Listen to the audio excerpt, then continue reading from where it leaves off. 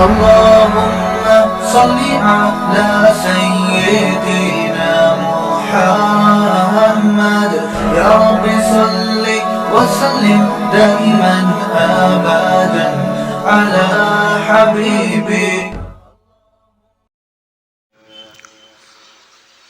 الحمد لله نحمده ونستعينه ونستغفره ونؤمن به ونتوكل عليه ونعوذ بالله من شرور أنفسنا ومن سيئات أعمالنا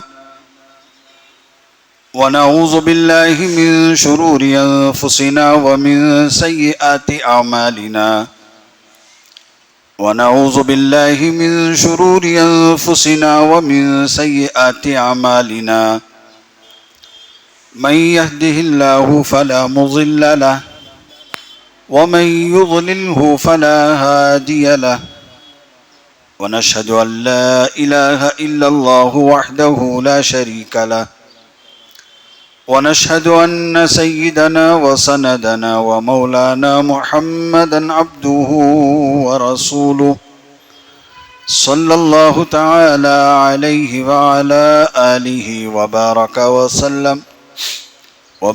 وسلم تسليما كثيرا أما بعد فقد قال الله تبارك وتعالى في القرآن المجيد أعوذ بالله من الشيطان الرجيم بسم الله الرحمن الرحيم قل هو الله أحد الله الصمد لم يلد ولم يولد ولم يكن له كفوا أحد صدق الله مولانا العظيم وصدق رسوله النبي الكريم ونحن على ذلك من الشاهدين والشاكرين والحمد لله رب العالمين.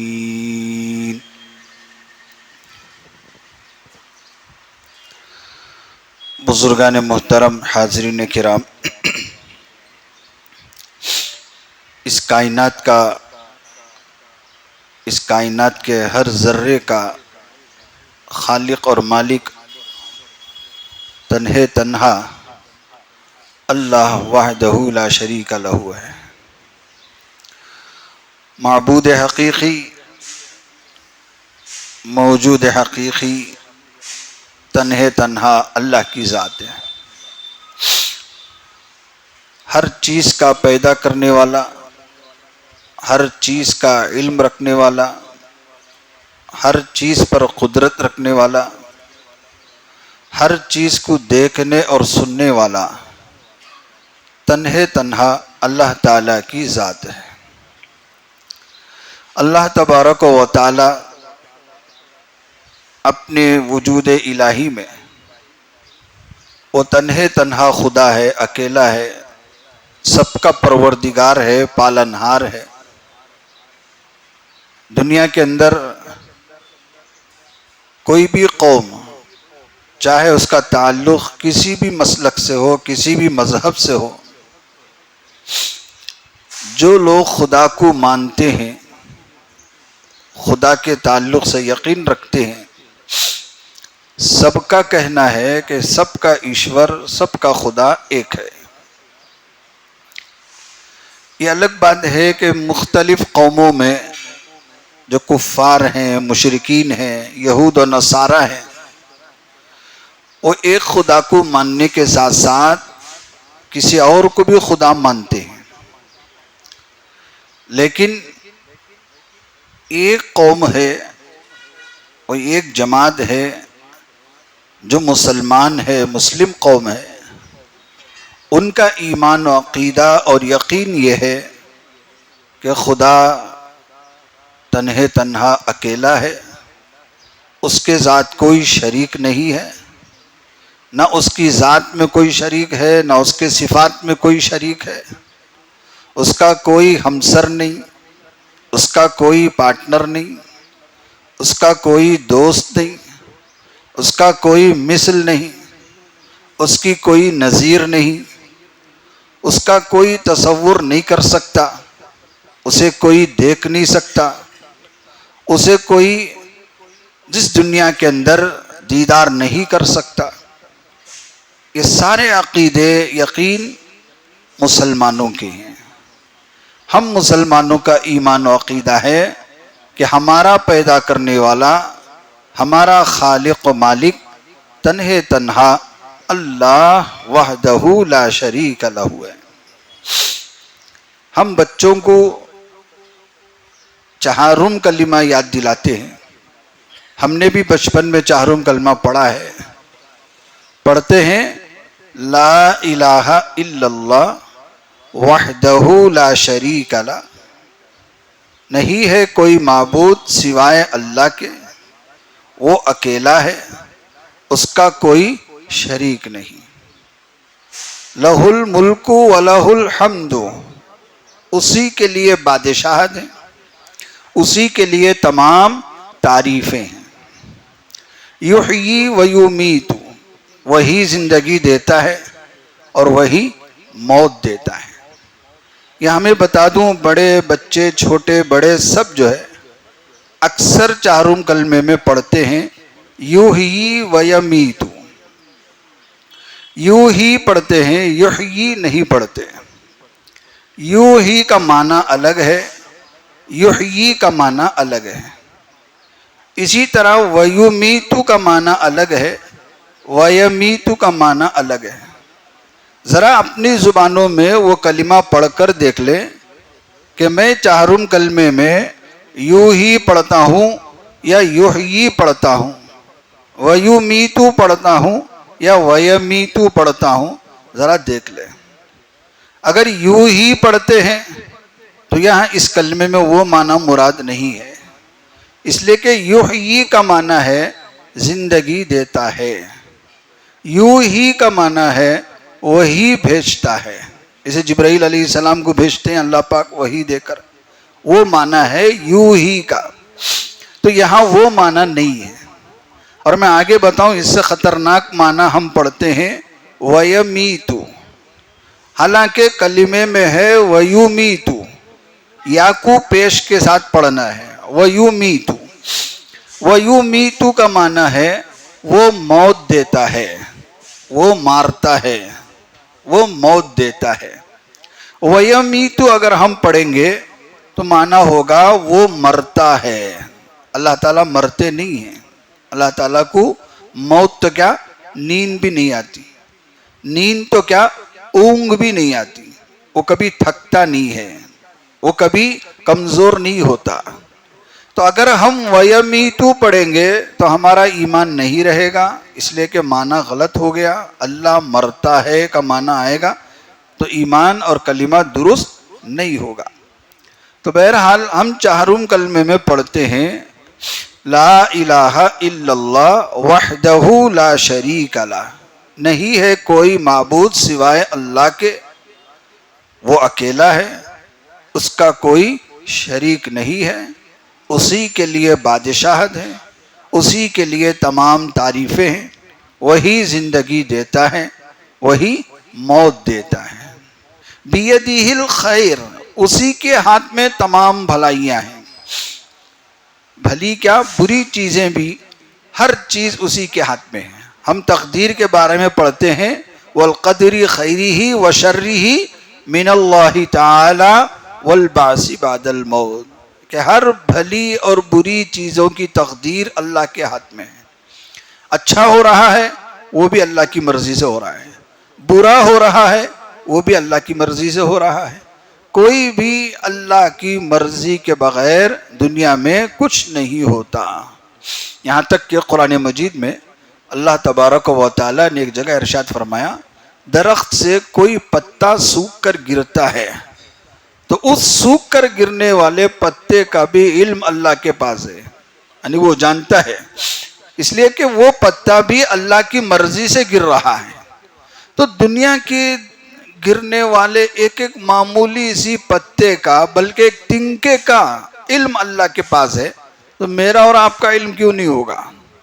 میرا علم بھی اس کے پاس ہے، آپ کا بھی علم اس کے پاس ہے. ہر انسان کا، ہر فرد کا، ہر مخلوق کا، ہر ذرے کا علم اس کے پاس ہے. وہ حاضر کو بھی جانتا ہے، غائب کو بھی جانتا ہے. وہ موجود کو بھی جانتا ہے، وہ غیر موجود کو بھی جانتا ہے، وہ اب جو ہو رہا ہے اسے بھی جانتا ہے، جو اب تک ہو چکا ہے اسے بھی جانتا ہے، اور جو آئندہ ہونے والا ہے اسے بھی جانتا ہے۔ وہ ہر چیز کا، بکل شیء علیم، ہر چیز کا جاننے والا۔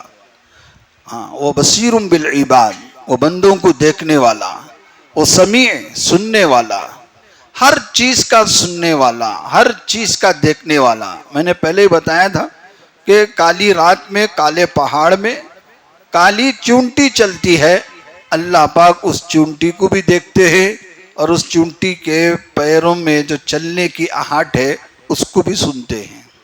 اتنی طاقت ہے اللہ تعالیٰ، اتنے ہیں۔ ہاں، فرمایا قرآن مجید میں وہ ہر چیز کو دیکھتا ہے، لیکن کوئی اس کو دیکھ نہیں سکتا، اسے کوئی دنیا میں دیکھ نہیں سکتا، لیکن وہ دنیا کی ہر چیز کو دیکھ رہا ہے۔ ہاں، ہر چیز کا جاننے والا، ہر چیز پر قدرت رکھنے والا تنہا اللہ تعالیٰ ہے۔ اگر کوئی مسلمان یہ سمجھتا ہے کہ ہر چیز اللہ ہی کرتے ہیں، لیکن میں ایمان خراب ہوتا ہے۔ اب تک تو برابر ہے، سب کیا کرتے ہیں؟ سب کون کرتا ہے؟ اللہ ہی کرتا ہے۔ لیکن سے ہمارا ایمان خراب ہو رہا ہے۔ کیا ہو رہا ہے؟ لیکن فلاں عامل صاحب، فلاں پیسے رہے تو ہوتا ہے، فلاں عامل صاحب کرے تو ہوتا ہے، فلاں مہینہ آ گیا تو نہیں ہوتا ہے، فلاں ہو گیا تو نہیں ہوتا ہے۔ یہ ہونا نہیں ہونا، یہ جو لیکن کے بعد آتا ہے، اس سے ایمان خراب ہوتا ہے۔ لیکن سے پہلے تک ایمان صحیح ہے۔ کیا ہے؟ سب اللہ کرتے ہیں، سب اللہ کی مرضی سے ہوتا ہے، سب اللہ کے چاہنے سے ہوتا ہے۔ ما شاء کان ما لم یشاء لم یکن، وہ جو چاہتا ہے ہوتا ہے، وہ جو نہیں چاہتا وہ نہیں ہوتا ہے۔ یہ ہے اللہ کی شان، اللہ کی قدرت۔ لیکن مسلمان جو ہے سب ماننے کے بعد آخر میں ایک جملہ لیتا ہے، چھوڑتا ہے۔ کیا ہے؟ لیکن فلاں بابا، فلاں عامل صاحب، فلاں اللہ والے، فلاں بزرگ، فلاں ولی، فلاں یہ جو فلاں آتا ہے لیکن کے بعد، یہ ایمان کو خراب کرنے آتا ہے، ایمان کو بگاڑنے آتا ہے۔ فرمایا کوئی عامل، کوئی عالم، کوئی بزرگ، کوئی ولی، کوئی نبی، کوئی رسول، کوئی فرشتہ اللہ کی مرضی کے بغیر کچھ نہیں کر سکتا۔ اللہ کی مرضی کے بغیر کچھ بھی نہیں کر سکتے۔ نہ ولی کر سکتے ہیں، نہ صحابی کر سکتے ہیں، نہ نبی کر سکتے ہیں، نہ رسول کر سکتے ہیں، نہ جبرائیل کر سکتے ہیں۔ اب بتاؤ، کوئی نبی اللہ کی مرضی کے بغیر نہیں کر سکتا، کوئی ولی اللہ کی مرضی کے بغیر نہیں کر سکتا، کوئی فرشتہ اللہ کی مرضی کے بغیر نہیں کر سکتا، تو آپ جن عاملوں کے چکروں میں پڑے ہیں کہ فلاں عامل صاحب، ان کے ہاتھ میں بڑا جن ہے، ان کے پاس بڑا یہ ہے، اب بتاؤ وہ کیسے کر سکتا ہے؟ جب نبی نہیں کر سکتے، فرشتہ نہیں کر سکتے، تو جن کیسے کر سکتا ہے؟ اب جن نہیں کر سکتا تو جن کے ہاتھ میں ہے وہ صاحب کیسے کر سکتے ہیں؟ وہ بھی نہیں کر سکتے۔ کوئی بھی کچھ بھی کرنے کے لیے اللہ کی مرضی ہونا ضروری ہے۔ اللہ کی مرضی ہے تو ہوتا ہے۔ اسی لیے حضرت انبیاء اکرام علیہم الصلاۃ والسلام جب دنیا میں آتے ہیں، ایک ایک نبی ایک ایک قوم کے پاس گئے، اور قوم نے کیا کیا؟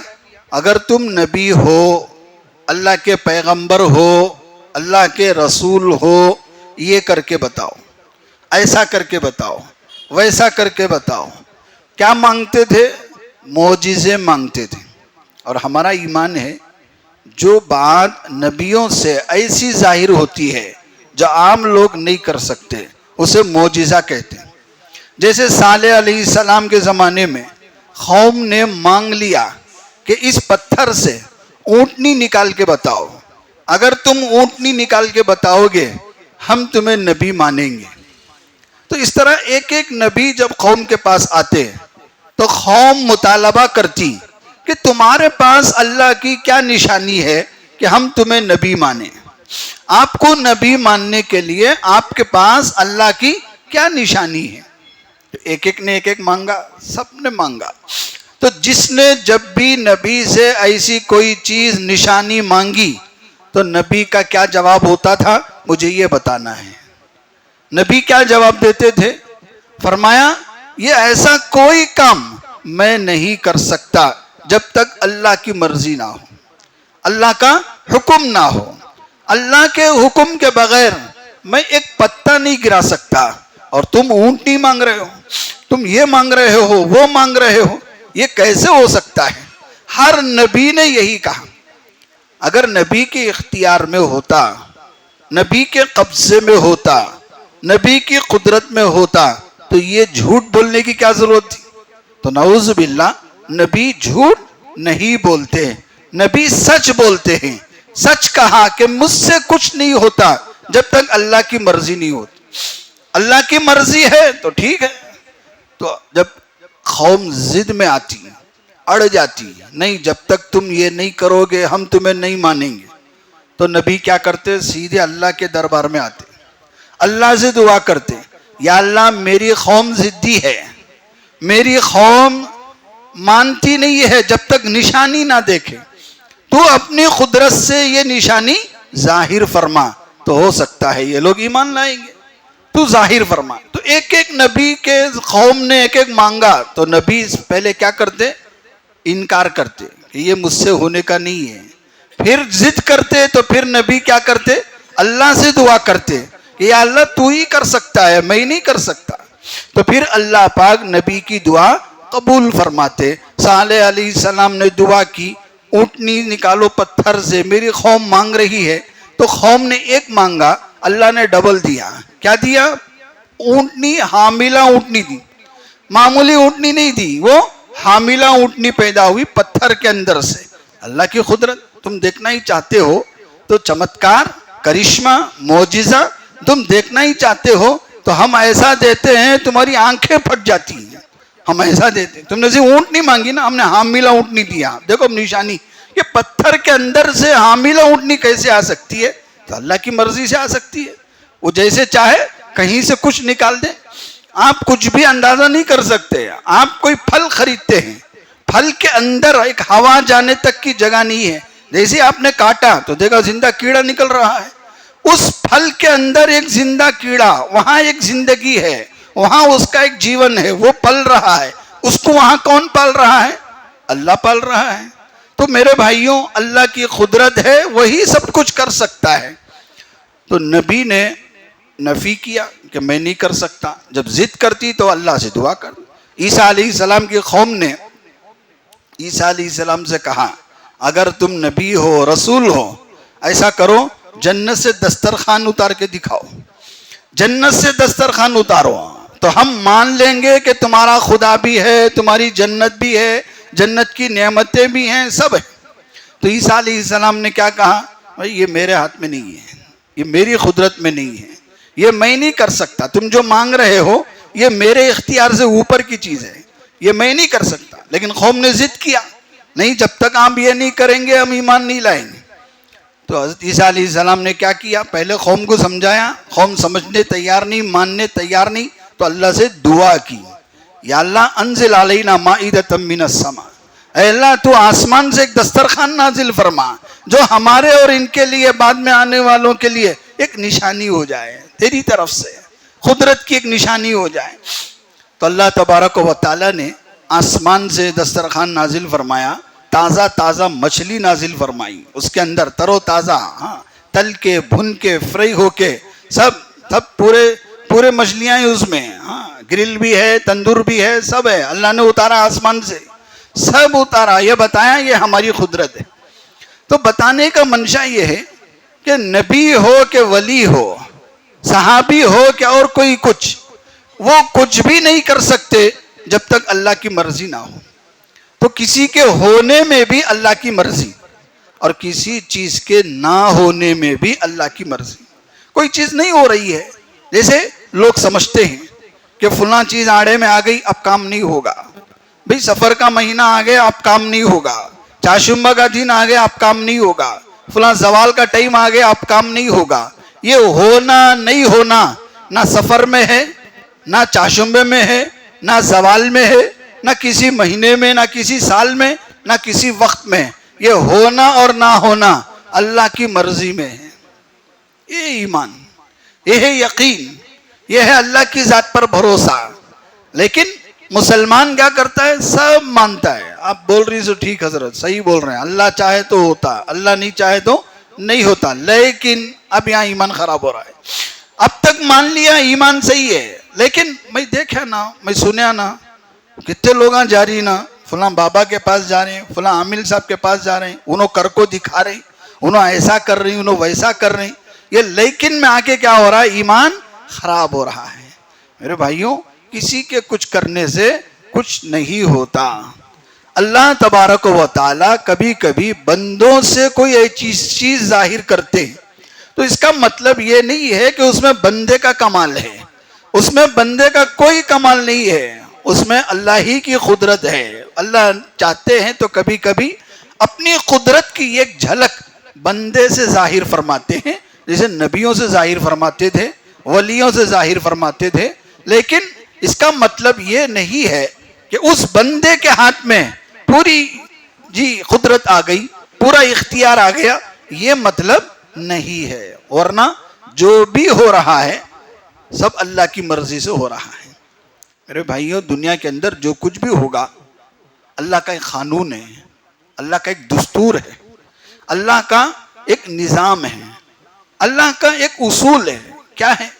دنیا میں تمہیں جو کچھ بھی پانا ہے، آپ چاہتے ہیں کہ یہ ہو جائے وہ ہو جائے، تو اللہ کا قانون اور دستور یہ ہے کہ آپ کو ہی کچھ قربانی دینی ہوگی، آپ کو ہی محنت کرنی ہوگی، آپ کو ہی مشقت اٹھانی ہوگی، آپ کو ہی کچھ نہ کچھ کرنا ہوگا.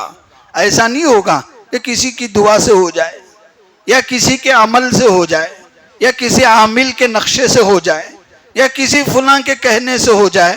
ایسا ہرگز نہیں ہوگا. ہر آدمی اپنی محنت کا پھل پاتا ہے. ہر آدمی اپنی محنت کا پھل دنیا میں ہو آخرت میں ہو. وَأَنَّ سَعْيَهُ سَوْفَ يُرَى، اللہ نے فرمایا قرآن مجید میں، ہر آدمی اپنی محنت کا پھل دیکھے گا، ہر آدمی اپنی محنت کا نتیجہ دیکھے گا. محنت کرے گا تو پھل ملے گا، محنت نہیں کرے گا تو کسی کی دعاؤں سے، یا کسی کے کہنے سے، یا کسی کے جگہ میں آ جانے سے کچھ نہیں ہوتا. میں آپ کو بتاؤں، حضور اکرم صلی اللہ علیہ وآلہ وسلم سے بڑھ کر دنیا میں کون سی ہستی ہے جن کی دعا اللہ کے یہاں قبول نہیں ہوتی؟ رسول اللہ صلی اللہ علیہ وسلم. آپ کی ہر دعا اللہ کے یہاں قبول ہے. رسول اللہ صلی اللہ علیہ وسلم آپ جو مانگتے اللہ دینے کے لیے تیار ہے. کچھ بھی مانگتے، پورے خزانے مانگتے اللہ دے دیتے. ایک چیز. دوسری چیز، آپ کہاں ہیں؟ مکہ اور مدینہ میں ہیں.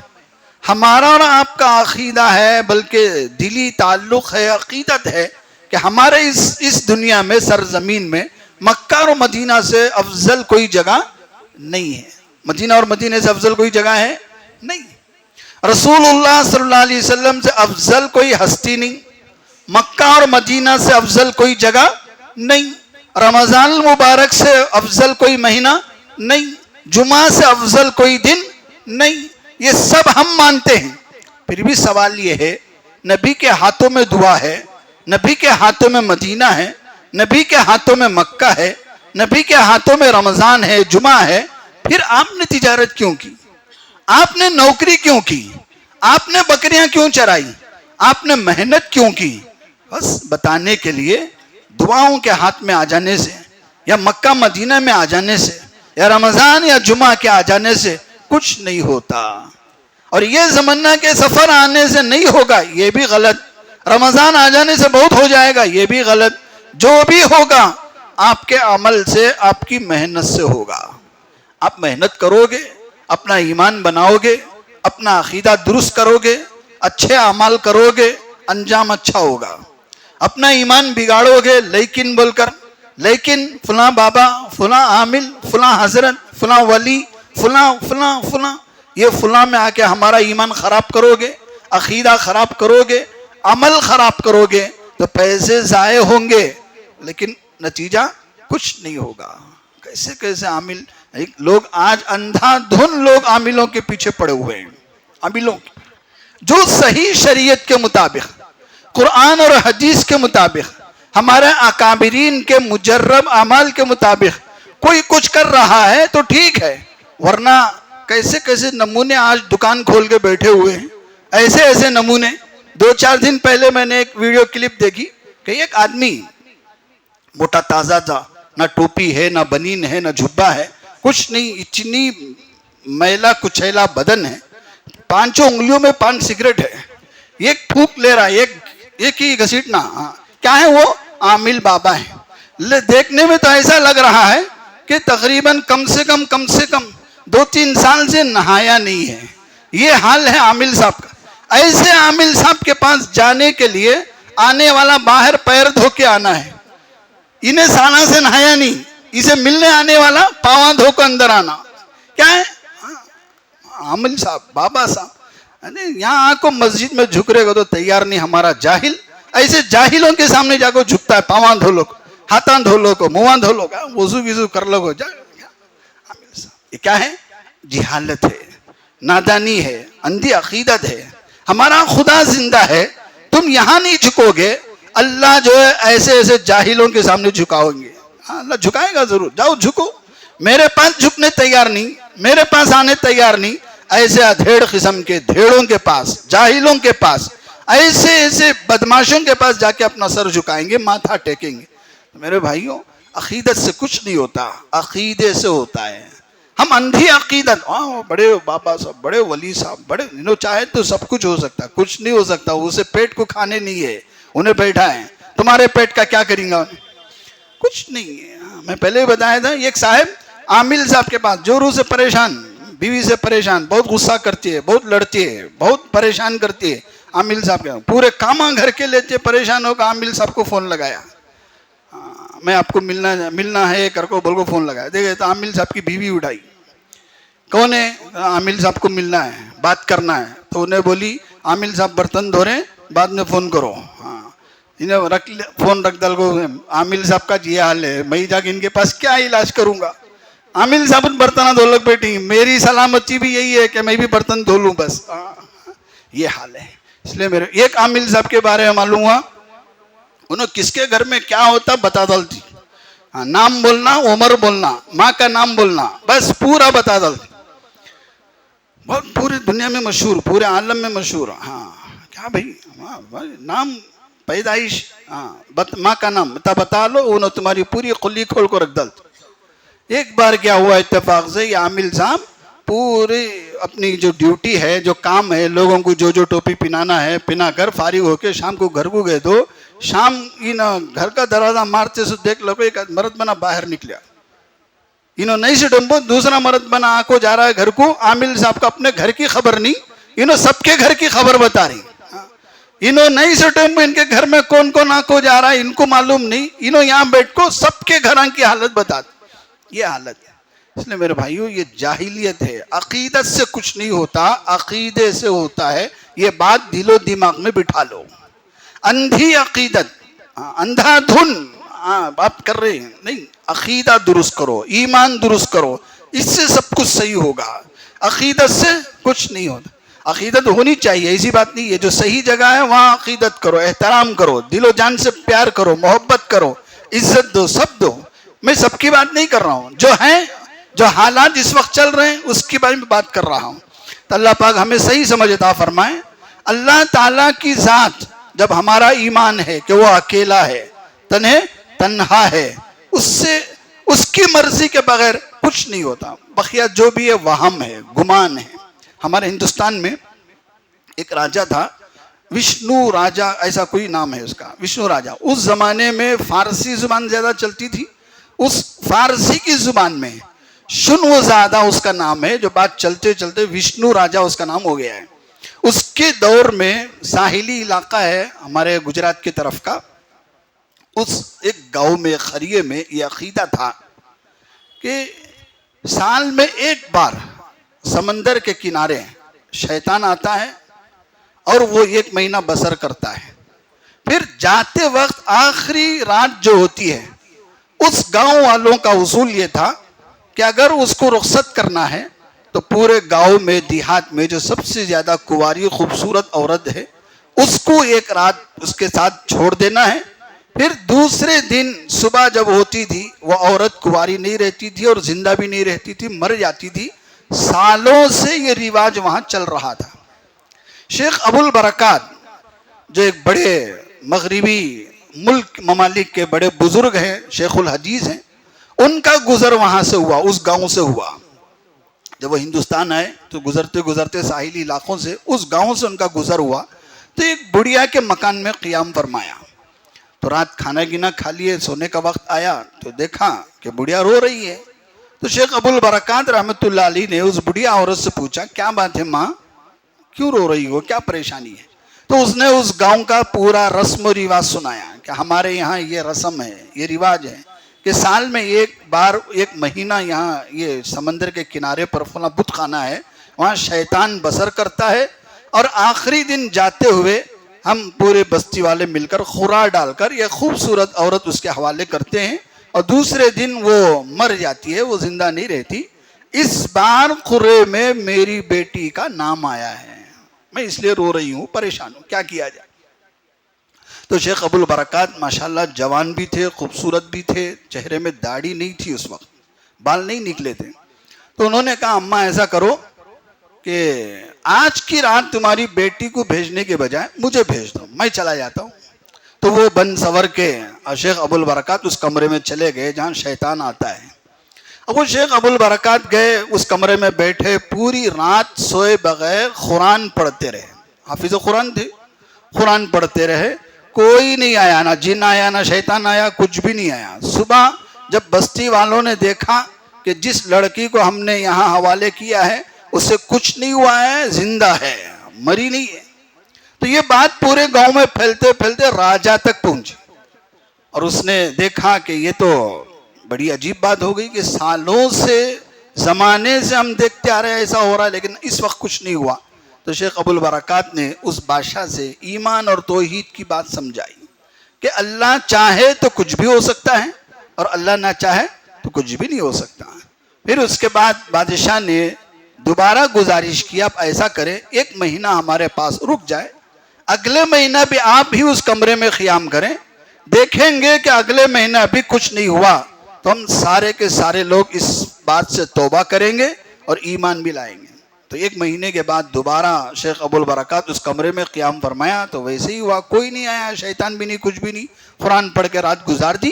تو اس کے بعد پوری کی پوری بستی بادشاہ کے سمیت سب مسلمان ہو گئے. لیکن اس سے پہلے جو سالوں سے چلتا تھا وہ کیا تھا؟ فرمایا یہ سب وہم و گمان تھا. ایک وہم بن جاتا ہے کہ فلاں ایسا کریں گے تو ایسا ہوگا, وہم و گمان سے کچھ نہیں ہوتا, یقین سے سب کچھ ہوتا ہے. شیخ ابو البرکات یقین کے ساتھ گئے اور قرآن کی تلاوت کی. اب بس اللہ نے حفاظت کی, پوری بستی والوں کے ایمان کی دولت سے نوازا. دیکھو دوسری قوموں کے پاس جو ہے اور مسلمانوں کے پاس جو ہے اس میں زمین آسمان کا فرق ہے. کیا ہے؟ دوسروں کے پاس صرف وہم ہے, کیا ہوتا کہ کیسا ہوتا کہ کیا ہوتا. مسلمان کے پاس یقین ہے, کیا ہوتا کہ کیا بھی نہیں, اللہ جو چاہے وہ چھوٹا یقین ہے. دوسروں کے پاس وہم. یہ دیکھو جتنے لوگ اس طرح کی دکان چلاتے ہیں نا, وہاں سب سے بڑا سامنے والے کا جو ویکنس پوائنٹ اسے ملتا ہے وہ ہم و گمان ہے. انہیں ڈرتے رہتا ہے, انہیں کتنا ڈرتا ہے کہ اسے اتنا میٹر چڑھتے رہتا ہے. انہیں ڈرنا نہیں, انہیں یقین میں آنا. مسلمان یقین میں آ گیا تو سامنے والے کا پاور کٹ. سامنے والے کا پاور جب آتا ہے جب سامنے والا وہم میں آتا ہے, ڈرتا ہے کیا ہو جاتا ہے کہ کیسا ہو جاتا ہے, کیا بھی نہیں ہوتا. اللہ جو چاہتے ہیں وہی ہوتا ہے, چاہے سفر کا مہینہ ہو, چاہے کوئی بھی وقت ہو, کوئی بھی دن ہو. ہمارا ایمان ہے, توحید کا یہی پیغام ہے کہ بھئی آپ اللہ سے ایمان رکھو, اللہ کی ذات پر یقین رکھو, اللہ پر بھروسہ رکھو. چاہے وہ سفر ہو چاہے رمضان ہو, اللہ چاہے تو رمضان میں بھی برا ہوگا, اللہ چاہے تو سفر میں بھی اچھا ہوگا, اللہ نہیں چاہے تو کچھ بھی نہیں ہوگا. کسی اور کے چاہنے سے کچھ نہیں ہوتا. اگر ہم یہ سمجھتے ہیں لیکن فلاں فلاں, تو اس کا مطلب یہ ہے کہ ہم صاف صاف یہ بولنا چاہ رہے ہیں کہ اللہ تعالیٰ اپنے قدرت میں کمزور ہے, اسی لیے دوسرے سے لے رہے ہیں کام. بھئی جب ایک آدمی سے کچھ نہیں ہوتا تو انہیں کیا کرتا ہے؟ دوسرے کا سہارا لیتا ہے. ایک آدمی سے ہونے کا نہیں، دوسرے کو لے لیا. تو اگر ہم اللہ کے ساتھ دوسرے کو شریک کر رہے ہیں تو اس کا مطلب یہ ہے کہ ہم یہ بتانا چاہ رہے ہیں کہ اللہ تو اکیلا نہیں کر سکتا، لے پارٹنر میں دے رہا ہوں، میں تیرا پارٹنر دے رہا ہوں. یہ ایمان کے خلاف ہے. شرک اسی کو کہتے ہیں کہ شرک اللہ کے ساتھ کسی کو شریک ٹھہرانا، چاہے ذات میں ہو، چاہے صفات میں ہو، چاہے کسی اور چیز میں ہو. اللہ جیسا ذات میں اکیلا ہے، اللہ تعالیٰ صفات میں بھی اکیلا ہے. اللہ ہی کی ذات ہر جگہ ہے، اللہ کے علاوہ کوئی اور چیز ہر جگہ نہیں ہے. اللہ ہی کے پاس ساری چیزوں کا علم ہے، اللہ کے علاوہ کسی اور کو کسی بات کا علم نہیں ہے. جتنا اللہ دیا اتنا ہی علم ہے، چاہے نبی ہو، چاہے صحابی ہو، چاہے ولی ہو. اللہ نے جتنا بتایا اتنا ہی ان کے پاس علم ہے. اللہ نے جو نہیں بتایا ان کا علم نہیں ہے. اللہ نے خود قرآن میں فرمایا کہ ہم نے آپ کو جو بھی سکھایا ہم نے سکھایا. وَعَلَّمَكَ مَا لَمْ تَكُنْ تَعْلَمْ وَكَانَ فَضْلُ اللَّهِ عَلَيْكَ عَظِيمًا. اے نبی، ہم نے آپ کو جو بھی سکھایا وہ ہم نے سکھایا ہے. یہ اللہ کی بہت بڑی مہربانی ہے آپ پر. جو نہیں سکھایا اس کا آپ کے پاس علم نہیں ہے. ہاں، اللہ نے ایک جگہ فرمایا ہم نے بہت سارے رسولوں کے نام بتا دیے، اور بھی بہت سارے رسول ہیں جن کے نام ہم نے آپ کو نہیں بتائے. تو نہیں بتائے تو نبی کو نہیں معلوم. تو نبی ہو، صحابی ہو، ولی ہو، علم میں، ذات میں اللہ کے ساتھ کوئی شریک نہیں ہے. اللہ اکیلا ہے. یہی کہلوایا اللہ تعالیٰ نے نبی سے، قل هو اللہ احد. نبی جی آپ کہیے وہ اللہ اکیلا ہے. اکیلا کس میں؟ ذات میں، صفات میں، ہر چیز میں اکیلا. قدرت میں، قبضے میں، ملکیت میں، بادشاہت میں اکیلا ہے. کوئی اس کے ساتھ شریک نہیں ہے. یہ دنیا میں جتنے بادشاہ دیکھ رہے ہیں وہ اس کی بادشاہت کی ہلکی سی ایک جھلک ہے. اصل بادشاہ تو وہ ہے. جتنے پیشوا، مقتدر، رہنما، رہبر ہم دیکھ رہے ہیں یہ سب اللہ کی ایک چھوٹی سی جھلک ہے. اللہ نے خلیفہ بنا دیا تو یہ سب دے دیا، ورنہ حقیقی مالک اللہ ہے. سب مر جائیں گے، اللہ پوچھیں گے لمن الملک اليوم، آج کہاں ہے بادشاہ؟ کوئی بادشاہ نہیں ہے آج، میں اکیلا ہوں. للہ الواحد القہار، اکیلا تنہا جو بڑا زبردست طاقت والا ہے. تو بڑی قدرت ہو، کرنے کی، نہ کرنے کی، ہونے کی، نہ ہونے کا اختیار، یہ جو بھی ہے تنہا اللہ کے ہاتھ میں ہے. یہ ایمان بناؤ، یہ یقین بناؤ، یہی ہمارا عقیدہ ہے. اس عقیدے میں اگر کوئی بگاڑ آ گیا تو وہاں ایمان سلامتی سے نہیں رہتا. ایمان ڈگمگانے لگتا ہے، ایمان جو ہے پھسلنے لگتا ہے، ایمان کمزور ہونے لگتا ہے. اس لیے ایمان والوں کے لیے کہا گیا اپنے ایمان کی حفاظت کرو، اپنے عقیدوں کو درست کرو، دوسرے چیزوں کو ان عقیدوں میں جوڑ کر اپنے عقیدے مت خراب کرو. میرے بھائیوں، یہ سفر کا مہینہ چل رہا ہے. سفر کے مہینے کے تعلق سے بہت ہی زیادہ مبالغہ، غلو کے حد تک لوگ سمجھ رہے ہیں کہ اس میں یہ مہینہ نعوذ باللہ منحوس ہے یا وہ ہے جو ہے. میرے بھائیوں، کوئی چیز منحوس نہیں ہے، سب اللہ کی پیدا کی ہوئی چیزیں ہیں، سب اللہ نے بنایا. اس لیے حدیث میں یہ مہینے کا نام سفر المظفر رکھا. مظفر کا معنی معلوم ہے؟ بہت ساروں کو نہیں معلوم. مظفر میٹھا پوچھے معلوم ہوتا ہے. مظفر میٹھا معلوم حضرت بہت اچھا رہتا ہے. مظفر معلوم؟ مظفر کہتے ہیں کامیاب. سفر المظفر کا مہینہ ہے کامیاب مہینہ. اس میں کچھ بھی کرو گے کامیابی ملے گی. لیکن ہم اسے الٹا کر رہے ہیں. ایک پازیٹیو چیز کو ہم نیگیٹو بنا رہے ہیں کہ کامیاب کو ناکامی میں بدل رہے ہیں. نہیں، سفر المظفر کامیابی والا مہینہ، کامیاب مہینہ ہے. اس میں آپ کچھ بھی کرو اللہ کی ذات پہ یقین رکھ کے کرو. ہمیں وقت سے، دن سے، مہینے سے کیا لینا ہے؟ ہمیں تو اللہ کی ذات پہ بھروسہ کرنا ہے کہ آپ چاہیں گے تو اچھا ہوگا، آپ چاہیں گے تو برا ہوگا، سب اللہ کی مرضی. جب بندہ خود کو اور خود کے ارادوں کو اور ہر چیز کے اختیار کو خدا کے سپرد کرتا ہے تو اللہ تبارک و تعالی بندے کے ہو جاتے ہیں. یہ حدیث قدسی کہ بندہ دھیرے دھیرے دھیرے میرے اتنے قریب ہو جاتا ہے کہ وہ ہر چیز میرے سپرد کرنے لگتا ہے تو میں اس کا ہو جاتا ہوں. اب اس کا ہو گیا کا مطلب کیا؟ بندہ جو چاہتا ہے میں وہ کرنے لگتا ہوں. یہ ہے کمال کا درجہ. اور یہ کمال پانے کے لیے بڑے سے بڑے ولی ہونے کی، نبی ہونے کی، یا پہاڑوں میں جا کے چلا کشی کرنے کی کوئی ضرورت نہیں. اپنی ہر چیز خدا کے حوالے کر دو، خدا کی مرضی کے تابع ہو جاؤ. پھر آپ چلتے چلتے اس لیول پر آئیں گے، اس اسٹیج پر آئیں گے کہ اللہ آپ کے ہو جائیں گے، اس کے بعد اللہ تعالیٰ آپ کی سنیں گے. تو یہ آسان ہے، ایک ایک اسٹیپ بائی اسٹیپ آپ چلتے ہو. اس کے بیچ میں اگر ذرا برابر بھی ایمان خراب ہوا، کسی اور کے باتوں میں آ گئے، نہیں وہاں بھی جاؤ ہوتا کام، فلاں کے پاس جاؤ ہوتا کام، یہاں گئے تو ہوتا کام، کہاں گئے تو بھی کام ہوتا نہیں. ایک ہی در ہے اللہ کا در، اللہ کا گھر. یہاں آؤ، ماتھا ٹیکو، پیشانی ٹیکو، جھکاؤ سر، رو، گڑ گڑاؤ، عاجزی کرو. یہاں سننے والا ہے، یہاں دیکھنے والا ہے، یہاں کام بنانے والا ہے. کسی اور جگہ جاؤ گے تو وہاں صرف دھندے ہی دھندے ہیں، کام کچھ نہیں ہے. سارے کے سارے دھندے ہیں، کام ہے تو یہاں. تو اللہ پاک ہمیں اپنے ایمان کو حفاظت کرنے کی توفیق عطا فرمائے، اپنے عقیدوں کو درست کرنے کی توفیق عطا فرمائے. جو بھی بگڑے ہوئے حالات ہیں اپنے کرم سے اللہ ان کی اصلاح فرمائے. سفر المظفر کے تعلق سے یا کسی اور کے تعلق سے جو وہم و گمان ہے، ڈر ہے، خوف ہے، اللہ اسے دور فرمائے، اسے یقین میں بدل دے. اور اللہ پاک اپنے قدرت سے سب کے حق میں خیر کے کام انجام دینے کی توفیق عطا فرمائے. شر، آفات، بلیات، زمینی آسمانی آفات اور فتنوں سے تمام مسلمانوں کی حفاظت فرمائے. خوب عمر میں، صحت میں، مال میں برکت عطا فرمائے. وآخر دعوانا الحمدللہ رب